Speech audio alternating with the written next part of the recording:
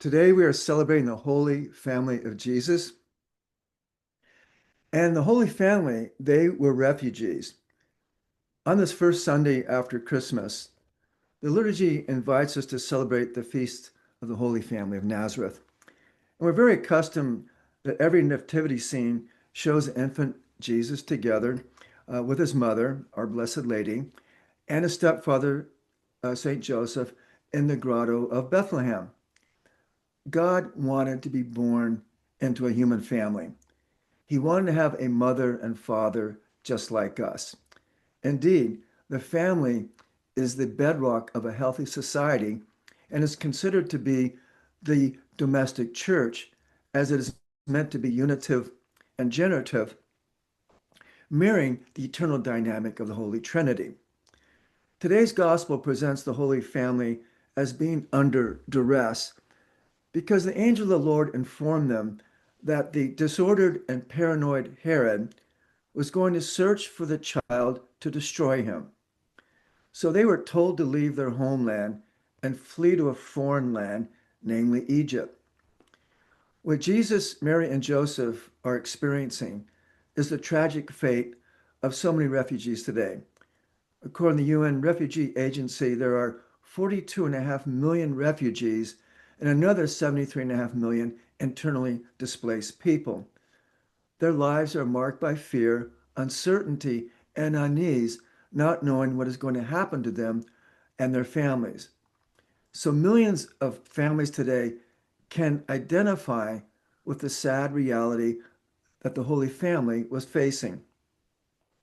If we pay attention to reliable news sources, refugees are fleeing their homes because of hunger, war, climate change, and grave dangers in search for what we all want. They want a dignified life for themselves and their families. They want to be safe. When refugees arrive in distant lands and find work, they do not always find true welcome, respect, and appreciation for the values they bring to their homeland, to their new homeland. Their legitimate expectations of creating a better life for their families collide with very complex and difficult situations, which we see being played out in the media today. Their problems seem almost insurmountable as they face rejection, objectification by demeaning their humanity, exploitation, as they often are victims of human trafficking and modern slave labor. So let us remember that Jesus belonged to a family who also experienced similar hardships. When refugees reflect upon the Holy Family, they should feel that they are included in the loving closeness of God. The flight to Egypt was caused by Herod's murderous intentions and shows that God is present where human beings are under threat and are suffering, where they are fleeing, where they experience vilification and abandonment.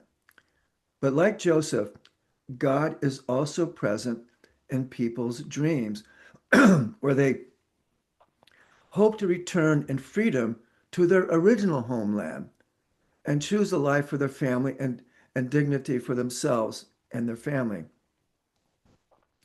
Our Holy Father, Pope Leo, has weighed into our current immigrant and refugee situation, calling the treatment of immigrants in the United States as being extremely disrespectful.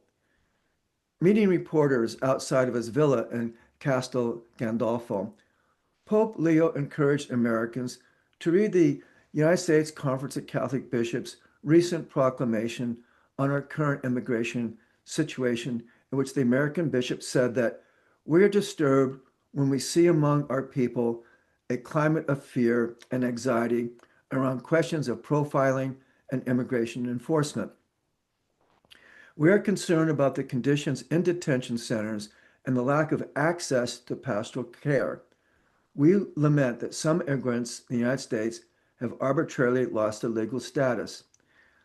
The bishops went on to say that we oppose the indiscriminate mass deportation of people as they prayed for an end to dehumanizing rhetoric and violence, whether directed at immigrants or law enforcement. The Pope did say that no one has said that the United States should have open borders. To the contrary, he thinks that every country has a right to determine who and how when people enter.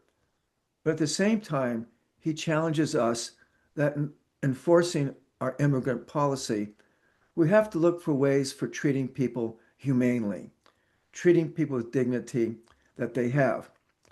People of God, when we strive to process our challenging immigrant and refugee situations, let us do from the perspective of the Holy Family who experience what our brothers and sisters are undergoing today. Let us fervently call upon Mary, most holy, the mother of Jesus and our mother, and Saint Joseph, her chaste spouse.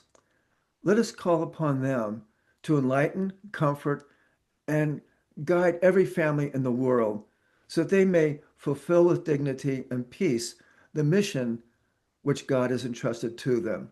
Amen.